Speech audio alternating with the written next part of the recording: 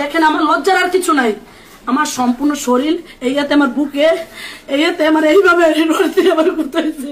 আমি যদি কোনো মেয়ে মানুষ থাকতো আমার মনে করছি আমি সবাই দেখাই আমার কষ্ট ল্যাংটা করে পিটাইছে। আমি ইজ্জত থাকার জন্য আমার গাড়ি উন্নাটা বাবারে দিছি, অঙ্গ প্রত্যঙ্গ আমার চোখ দিয়ে দেখছি, আমার চোখ আমি বন্ধ করতে পারি না কালকে হইতে। সে কিভাবে একটা পিক খারাপ ভাবে বানাই আমার ব্ল্যাকমেল করছে। আমার নাম ডায়না, আমি চরমন্তস থেকে। দর্শক, প্রথমেই আপনারা একটা হৃদয় বিতরক ঘটনা শুনেছেন এই বোনটির মুখ থেকে। তবে এই বোনটি যে কথা বলেছে সে কথাগুলা নিজের মুখেও আনা সম্ভব নয়। বাবা এবং মেয়েকে এই অবস্থায় মানুষ করতে পারে? মানুষ কতটা নিচু মনের, কতটা নিকৃষ্ট হলে এমন কাজ করতে পারে যা আমার আপনার হয়তো বা জানা নেই। তারা বাবা মেয়ে তাদেরকে কাপড় চোপড় খুলে এইভাবে মানুষকে কখনো মানুষ আঘাত দিতে পারে না, কষ্ট দিতে পারে না, যন্ত্রণা দিতে পারে না। আমরা সবাই মুসলমান এবং ভাই তাদের মাঝে মানুষ এতটা পশু হয়ে যায় যা বর্ণনা শুনলে অবাক হয়ে যাবেন। চলুন দেখেন, আমার লজ্জার আর কিছু নাই। আমার সম্পূর্ণ শরীর এইয়াতে, আমার বুকে এইয়াতে আমার এইভাবে আমার করতে হয়েছে। আমি যদি কোনো মেয়ে মানুষ থাকতো আমার মনে করছি আমি সবাই দেখাই আমার কষ্ট ল্যাংটা করে পিটাইছে। আমি ইজ্জত থাকার জন্য আমার গাড়ি উন্নাটা বাবারে দিছি, অঙ্গ প্রত্যঙ্গ আমার চোখ দিয়ে দেখছি, আমার চোখ আমি বন্ধ করতে পারি না কালকে হইতে। সে কিভাবে একটা পিক খারাপ ভাবে বানাই আমার ব্ল্যাকমেল করছে। আমার নাম ডায়না, আমি চরমন্তস থেকে। চরমন্তসের একটা সাধারণ ফ্যামিলির মেয়ে। আমার বাবা আর আমি, আমার মা মারা গেছে ফেব্রুয়ারি মাসের 2 তারিখ। আমি গলাচিপা ডিগ্রি কলেজের 2nd বর্ষ পরীক্ষা দিছি। আমার কাপড়ের দোকানের সাথে তারও কাপড়ের একটা দোকান আছে, ওই লোকের তার দোকানে ভাড়া দিয়ে, তো পাশে আবার আমার একটা দোকান রয়েছে, যে কি হোটেলও করছে কাপড়। আপনি আমার দোকানে জুতো কেন কিনতে আসছেন? সে বলে এমনি কিনতে আসছে, তুই তো ভাইরাল, অমুক সমুক, রহিমকার মেয়ে, এই কথা। সে কিন্তু কথা বাড়ায়। তারপর আমি কি করলাম, আপনি আমার এই জায়গা দিয়ে দেন, আপনার দোকানে আমি একটা কাপ চা খাইতে পারি না, একটা রুটি খাইতে পারি না, আপনি কেন আমার দোকানে আসবেন? আপনি তো বিপেটির এভাবে বলি না যে আপনার দোকানে তো আমি যাইতে পারি না। পাশে রেজাল মদ্দারের বউ ডাইরেক্ট শূন্যই কয়, সেরে কি কইলে, কানা সেরি বয়রা সেরি কি কইলে। তারপর হ্যাঁ ওরা সাইমন আয় তো দৌড় দিয়া, সাইমন রড লই দৌড় দে, 5 সুতোর রড। সাইমন হলো রেজাল মদ্দার ছেলে, এর 5 সুতোর রড লই আইয়া আমরা তো জানি না দইবে, আমি কেষ্টার উপরে চেয়ারটার উপরে বসা। রেজাল মদ্দার ওই বাজারে গণ্যমান্য, তারে বলে সবাই ধরে, আমি তার সম্মান করি। রেজাল মদ্দার প্রতি আমার কোনো অভিযোগ নাই। তারপর আইসা রেজাল মদ্দারের ছেলে আমার এই মাথাটা পাশে আমার এসে মতো বাড়ি গেছে। আমার পাওটা দেখেন, আমার লজ্জার আর কিছু নাই। আমার সম্পূর্ণ শরীর এইয়াতে, আমার বুকে এইয়াতে আমার এইভাবে আমার করতে হয়েছে। আমি যদি কোনো মেয়ে মানুষ থাকতো আমার মনে করছি আমি সবাই দেখাই আমার কষ্ট। তারপর বাবা তো সন্তানের বাঁচাইবে, আমার তো বাবা মা ছাড়া কেউ ছিল না, আমার তো ভাই নাই, মা মরে গেছে, বাবায় ধরতে গেছে। বাবার লঙ্গি ডেরে ছুটটা মাথায় বাঁধা ল্যাংটা করে পিটাইছে। আমি ইজ্জত থাকার জন্য আমার গাড়ি উন্নাটা বাবারে দিছি, বাবাই দৌড়ে আওয়ামী লীগ অফিসের সামনে গেছে, উলঙ্গিটা খুলে বাবার ইচ্ছে রবে পিটাইছে। বাবা বসার মামারে আনতে গেছে, আমার খালার বাসা, আমার 5-7টা বাসা ধরে জানো ফোন। আমার বড় হাতের ফোনটা লয়ে গেছে, 55,000 টাকা ক্যাশ ছিল। আমি আজকে মোকামে যেতাম, আমার 10 লাখ টাকা লোন ছাড়ানো, গ্রামীণ ব্যাংকে 3 লাখ, জন উন্নয়নে 2 লাখ, এগুলো মেয়ে মানুষ পড়েছিল। আমার যাই জিনিস, গলার চেইন সব বন্ধক টাকা, গলা ছিপা গলা একটা চেইন ছিল সেটাও লইয়ে গেছে। আমি নিরহ ভাবে আমি এই পরিশ্রম করি, কিস্তিগুলো টানি, আমি একটা কিস্তি বকেয়া দিই না। আজকে আমার দোকানটা পূজার বন্ধ, আজকে পূজার আসতে আসে আমি একটা বেচা কিনা করতে পারতে আসি না, কোনো কিছু করতে পারতে আসি না। আমার তারপর পরবর্তীতে মানুষজন পড়ে গেছে, হাজার চরমন্তস মানুষ ছিল, কেউ ধরে না। খালি একটা ব্যক্তি ওই রাস্তার মধ্যে আমার আব্বু গেছি, আমার উন্নাটা বেচাইয়া সাকুর ধরছে, কয়বার তুই ধাক্কা দিছে, কেউ ধরে না।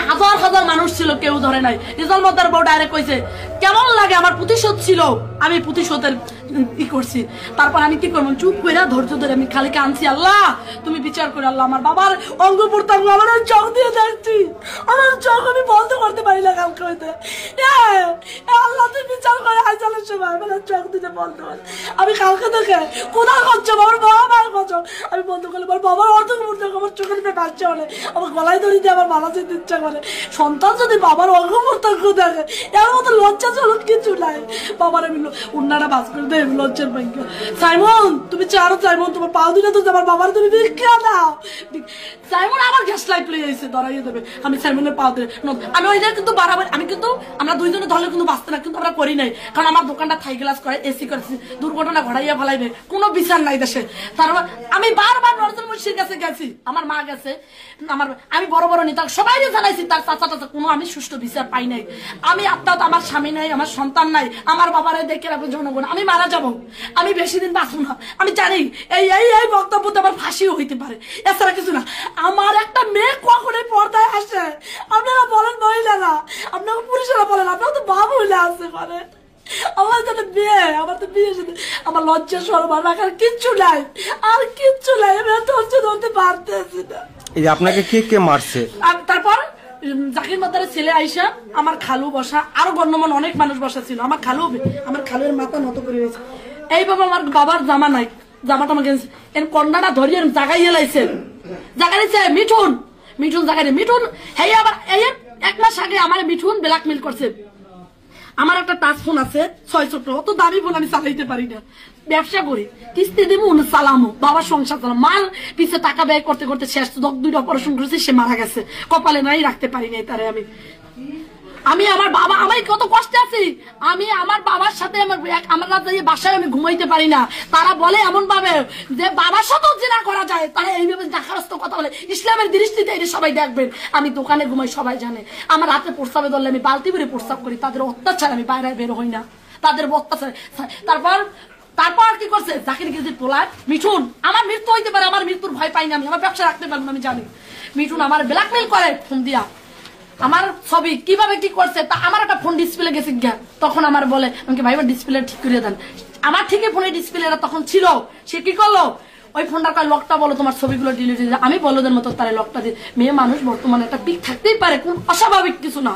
আমি একটা স্টুডেন্ট, আমি একটা মোটামুটি 22-23 বছর একটা মেয়ে, তাতে আমি তো থাকতে পারি একটা পিক। সে কিভাবে একটা পিক খারাপ ভাবে বানাই আমার ব্ল্যাকমেল করছে। একটা লোক পাঠাইছে আমার দ্বারা 20,000 টাকা লাগবে, সে কি করছে আমার দোকান দিয়ে 30,000 টাকার উপরে কাপড় চোপড় নিয়েছে। আমি তারপর আমার বলে আমার সাথে মিল দে, তাহলে আমার চাষির সাথে, আমার চাষি তোর কোনো ঝামেলা করতে পারবে না, রেজাল্ট দাঁড়াবো। আমি কি চিন্তা করছি, আসলে তো ছেলেটা আবিও তো আছে, আমি যদি সম্পর্কে করতে পারি তাহলে আমার বিয়ে শাদীরও হয়ে গেল, বা বিয়ে শাদীরও বড় কথা না, আমি তো যে কদিন বাইসে আছি আমি তো সুখ পেতে পারি ছেলেটা দিয়ে। ওর চাষির যদি ট্যাকেলটা দেয়, আমি ওর চাষির বাঁচার জন্য আওয়ামী লীগ নাই, বিএমপি নাই, নৌকা নাই, জেরে তারে চা খাওয়াই, যদি 100 টাকা কামাই আসলে চাষি আমারে অত্যাচার না দেয়, হ্যাঁ প্রতিবাদ করে, ভাই বসেন, ভাই আমার একটা সাইডে বসেন, একটু আবার বাঁচান, মানে ভয়ের ঠেলায় ওই মহিলার 10টা দোকান, আমার বাবার একটা দোকান, সেই জন্য কি আমি বসবাস করতে পারবো না ভাই? আপনার 10 কানি থাকবে, আমার 1 কানি থাকবে, তাতে কি আমি পাশে থাকতে পারবো? এই যে রেজাউল মাতবারের বউর সাথে বা আপনার সাথে এই পূর্ব শত্রুতাটা কি? পূর্ব শত্রুতা তা আমার একটা ওই ঘরটাই, আর ওই ঘরটা আমি ভাড়া দিতে গেছি, তার 10টা ঘর ভাড়া। আমার বাবা তারে বেয়াই ডাকে, রেজাল মদ্দারে বেয়াই ডাকে। তখন আমার বাবা, আমার মা তখন বাইসে আছে, তার বিগত 4 বছর আগে আমার মায়ের মার পেটে টিউমার হয়েছে, টাকা পিজিতে। আমার এখন আমি ঘর ভাড়াটা আমি বাসায় আমার নানুরে লইয়া, ঘর ভাড়াটা ঘর ভাড়াটা ভালো না, ঘর বাড়িতে ভালো হইলে তুমি তার কাছে টাকা নিতে পারি। তারপর কাকারে ডাকছি, কাকা আপনার মাধ্যমে আমার বাবা ঘর ভাড়া দিয়ে গেছে, টাকাটা দেন। তারপর আমি ঘর ভাড়াটার জন্য আমি চাইতে গেছি। আমার পাশের বাসা, তার সাথে রেজালমদের ঘর লাগে তো আমার ঘর না, আমার বাসা পশ্চিম সাইডে, রেজালমদের পূর্ব সাইডে 5-6টা বাসা, আর আমার একটা ছোট্ট একটা টিনের ঘর। আল্লাহ এখন করতে দিয়েছে, ছোট্ট একটা বিল্ডিং করছি, তাও জনগণের টাকা দিয়ে করছে। আপনাদের কাছে গেঞ্জি বেশি, আপনাদের কাছে জামা কাপড় বেশি, আপনাদের টাকা দিয়ে আমি করছি। আমার কোনো আউট ইনকাম নাই, যদি কেউ প্রমাণ বাই করতে পারে আপনাদের জুতো আমি খাবো। আমার যে শাস্তি দেবেন জনগণ আমি মানিয়ে নেব। আমি পরিশ্রম করি ভাই, আপনার কাছে 200 টাকার গেঞ্জি দিন 300 টাকা লাভ করি, এটা তো হালাল ভাবে করতেছি, আমি তো হারাম ভাবে করতেছি না। তারপর সে কি করলো, ঘর ভাড়া আমি চাইতে গেলাম, পাশের বাসার মহিলা দেশে চেতাইয়া কয় তোমার স্বামীর সাথে মনে সম্পর্ক। আমি কোরআন শিব পড়ে এসে আমার ফোনটা ধরিয়ে কয়, কিন্তু রোজার দিনে আরো 2-3 বছর আগের কথা, রেজাউল মদ্দারের নাম্বার ভাতার দিয়েছে করছে, আমার চুলের মুঠিটা ধরছে। কখন মানুষ সহ্য করতে পারে? কোরআন শিবাতে ধরিয়ে কাকে এগুলো আমি করি না, আমি তারে ধাক্কা দিছি।